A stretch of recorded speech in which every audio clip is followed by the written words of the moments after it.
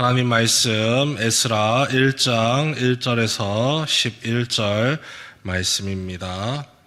제가 가진 성경으로는 구약 710면에 있습니다. 에스라 1장 1절에서 11절 말씀입니다. 에스라 1장 1절에서 4절까지의 말씀입니다.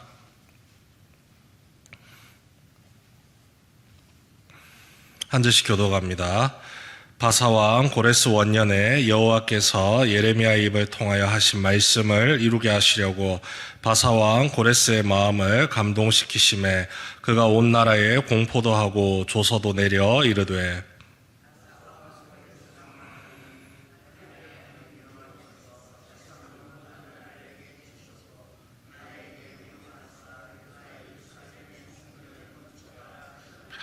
이스라엘의 하나님은 참 신이시라. 너희 중에 그의 백성된 자는 다 유다 예루살렘으로 올라가서 이스라엘의 하나님 여호와의 성전을 건축하라. 그는 예루살렘에 계신 하나님이시라. 그 남아있는 백성이 어느 곳에 머물러 살든지 그곳 사람들이 마땅히 은과 금과 그 밖의 물건과 짐승으로 도와주고 그 외에도 예루살렘에 세울 하나님의 성전을 위하여 예물을 기쁘게 드릴지니라 하였더라. 아멘. 오늘부터 에스라서를 시작하여서 이제 포로기 이후에 이스라엘 백성들의 삶의 모습을 말씀을 통해서 살펴보게 됩니다. 예레미야 선지자를 통해서 주어졌던 하나님의 말씀이 있습니다. 70년간 바벨론에 포로 생활을 해야지 너희들이 살 수 있다는 약속의 말씀이었습니다.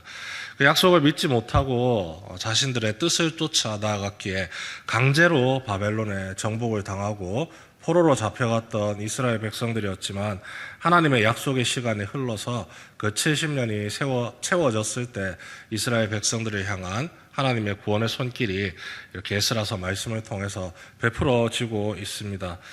총 3차에 걸쳐서 포로가 고향으로 귀환을 합니다. 에스라 1장에서 6장까지의 말씀이 1차 포로 귀환의 말씀입니다. 스룹바벨 총독에 의해서 고향 땅으로 돌아가게 됩니다.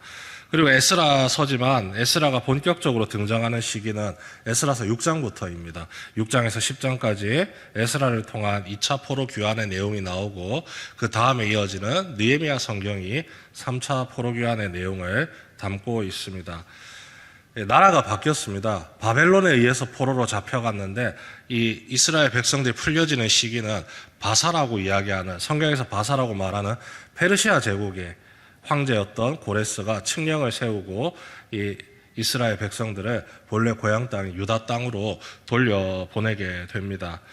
인간적인 생각으로는 정치적인 견해를 따라서 이 포로로 잡아 가두고 있던 수많은 이방 민족들을 고향으로 돌려보내주는, 그들의 마음을 위로해주고 독려해주는 채찍과 당근 중에서 당근을 주는 유화 정책을 써서 이렇게 사람을 보냈다고 생각할 수가 있습니다.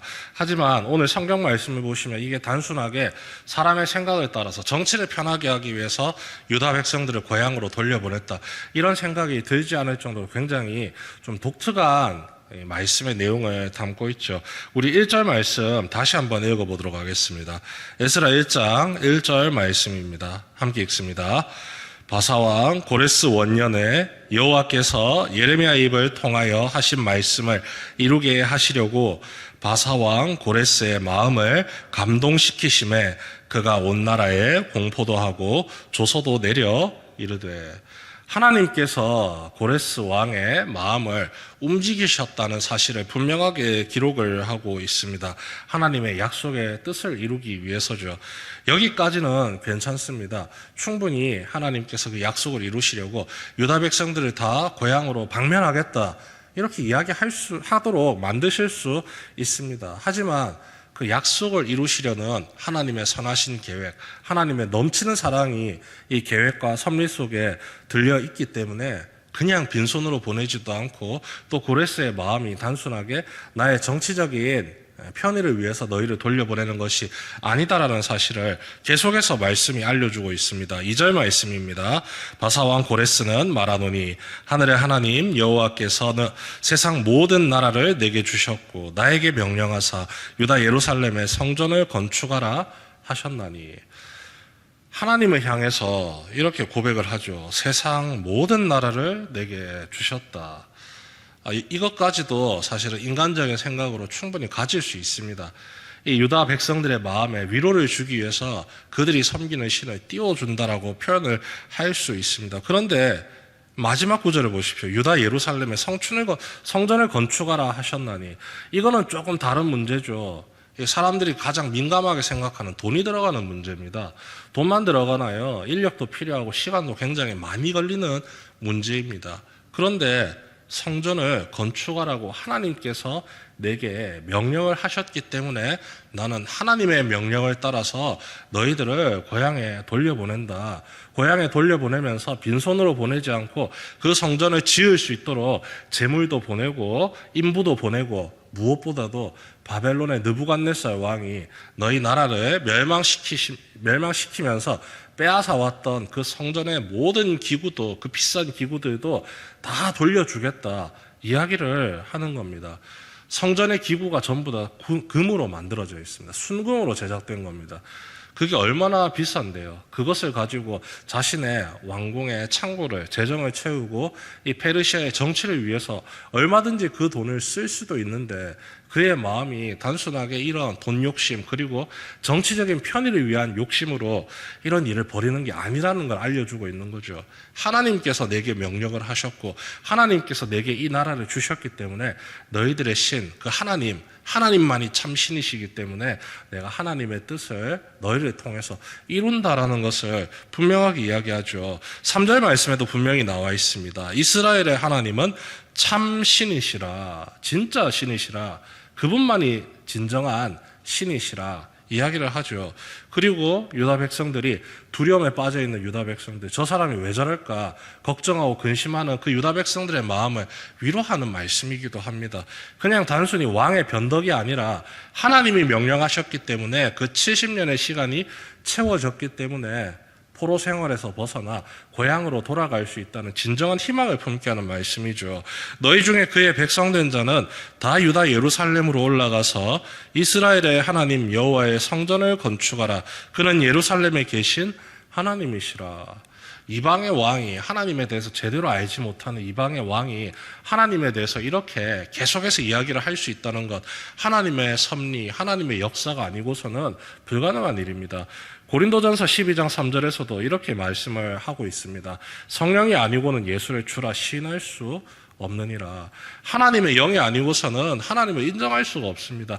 하나님의 능력을 드러낼 수도 없고 하나님의 계획을 나타낼 수가 없는 겁니다. 전적으로 하나님께서 지금 이스라엘 백성들에게 주어졌던 그 70년 포로 생활의 끝을 약속의 증거로서 드러내 보여주고 계시는 것이죠. 그 약속을 힘입어서 이스라엘 백성들이 고향으로 돌아갑니다. 42,360명입니다. 그들이 1차 포로 귀환의 대상이 되어서 돌아갈 때에 돌아가지 못하는 이스라엘 백성들도 있습니다. 70년의 세월이 지났습니다. 곰곰이 생각해야 되는 것이, 포로로 잡혀왔을 때 어린 아이였던 사람이 이제는 노인이 되었습니다. 10살 때 포로로 잡혀왔다면 지금 80세가 되었다는 소리입니다. 10살에 포로로 잡혀왔던 그 노인이 고향 땅을 생각할 때 얼마나 많이 생각할 수 있을까요? 아직 어린 친구입니다. 어렸던 시절에 이미 바벨론의 포로로 잡혀와서 바벨론의 방법대로, 바벨론의 방식대로 우상의 영향력을 받고 그들의 문화의 영향력을 받으면서 오랜 시간을 보내왔습니다. 그리고 자녀를 낳고 손주를 낳는 시간까지 70년입니다. 그러면 이스라엘 백성들의 마음에 하나님을 향한 소망의 마음이 굉장히 흐릿해집니다. 그리고 이미 이 바벨론 시절부터 터를 잡고 오랜 기간 그 이방 땅에서 살아왔기 때문에 쉽사리 고향으로 돌아가겠다 말할 수 있는 사람이 그리 많지 않습니다. 그럼에도 불구하고 4만 명입니다. 4만 명이 돌아가서 성전을 짓고 예배를 회복하고 하나님께서 우리에게 주신 그 약속의 말씀을 따라 살아가겠습니다. 성취하겠습니다. 선포하고 지금 돌아가는 것이죠. 하나님의 은혜에 지금 적절하게 반응을 하고 있는 겁니다. 돌아가지 않는 사람들은 그러면 손 떼고 눈을 가리고 아무것도 안 하느냐? 그것도 아닙니다. 나는 돌아가지 못하기 때문에 대신 내가 할 수 있는 걸 하겠습니다. 성전을 지으러 가시지요. 제가 성전을 짓기 위해 필요한 재물들을, 물질들을 내어서 당신들을 섬기겠습니다. 굉장히 많은 물질들이 모입니다. 그리고 가장 큰 문제가 하나가 남아 있습니다. 바벨론이 포로로 잡아가던 시절에는 바벨론의 군인들이 그 포로를 지키면서 바벨론으로 끌고 갔습니다. 그런데 페르시아에서 다시 고향 땅으로 돌아갈 때는요, 지켜주는 사람이 없습니다. 고레스 왕이 이스라엘 민족만 고향으로 돌려보내는 게 아니라 수많은 포로 민족들을 다 고향으로 돌려보내기 때문에 그 포로들을 일일이 지켜주고 보호할 수 있는 인력이 없기 때문입니다. 그럼에도 불구하고 이 4만 명이 그 많은 재물을 가지고 그 많은 사람들을 이끌고 고향으로 돌아가기 시작합니다. 그런데 아무도 다치는 사람이 없습니다. 한 사람도 죽는 사람이 없습니다. 모두가 안전하게 고향으로 돌아가서 자신의 터전을 일구고 7개월이 지나서 함께 모여 하나님의 성전을 건축하는 기적 같은 일이 벌어집니다. 하나님의 돌보심의 은혜가, 하나님의 보호하심의 역사가 있었기 때문에 가능한 일이었죠. 그리고 예루살렘으로 돌아갔을 때 고레스 왕이 신경을 끈 게 아닙니다. 예루살렘의 상황을 확인하면서 또 성전을 짓는데 물질이 필요하냐? 그럼 물질을 보내주겠다. 일부러 선박을 섭외를 해서 그 나무를 싣고 예루살렘으로 이 배를 보내주기까지 합니다. 하나님의 선하신 계획이 차질 없이 분명하게 세워지고 이루어질 수 있도록 모든 상황과 환경을 하나님이 이끌어주고 계시다는 겁니다. 그렇기 때문에 이스라엘 백성들이 성전을 지으면서 힘겨운 나날을 보내고 있지만 하나님을 향해서 이렇게 찬양을 합니다. 3장 11절 말씀인데요, 제가 세번역 성경의 말씀으로 읽어드리겠습니다. 그들은 서로 화답하면서 주님을 찬양하고 감사의 찬송을 불렀다. 주님은 어지시다. 언제나 한결같이 이스라엘을 사랑하신다. 주님의 성전 기초가 놓인 것을 본 백성도 목청껏 소리를 높여서 주님을 찬양하였다. 70년의 세월이 지났습니다. 70년 동안 아무런 응답도 없으셨던 하나님이었습니다. 더 이상 우리가 하나님의 백성으로서의 삶의 의미가 있을까 후회하고 낙심하고 그렇게 무너질 수도 있는 마음이었습니다. 그런데 70년의 세월이 지나서 하나님이 약속을 이루시고 구원의 은혜를 베풀어 주셨습니다. 그 은혜를 경험한 이스라엘 백성들이 하나님을 향해서 한결같이 언제나 우리를 하나님께서 사랑하신다 고백하고 있습니다. 그 하나님께서 날마다 시대를 초월하여서 또 그 은혜와 사랑을 지금을 살아가는 우리에게 끊임없이 베풀고 계십니다. 변함없으신 하나님의 사랑이 우리의 삶을 뒤덮고 있습니다.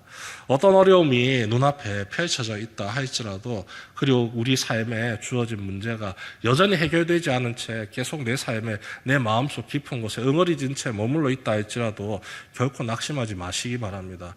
결국에는 우리를 향한 사랑의 은혜를 베푸시는 분이 주님이십니다. 우리를 향하신 구원의 약속을 반드시 이루시는 분이 주님이십니다. 내가 생각하는 것보다 훨씬 더 크신 은혜로, 훨씬 더 크신 자비와 긍휼로서 우리를 돌보시고 보호하시고 사랑을 베푸시는 분이 바로 우리가 믿고 의지하는 하나님이십니다. 그 하나님께 오늘 이 시가 모든 소망의 마음을 품고 주님께서 우리를 향하신 사랑의 약속을 믿고 의지하며 간절히 기도하는 이 하루의 첫 시간 되시길 주님의 이름으로 축원합니다.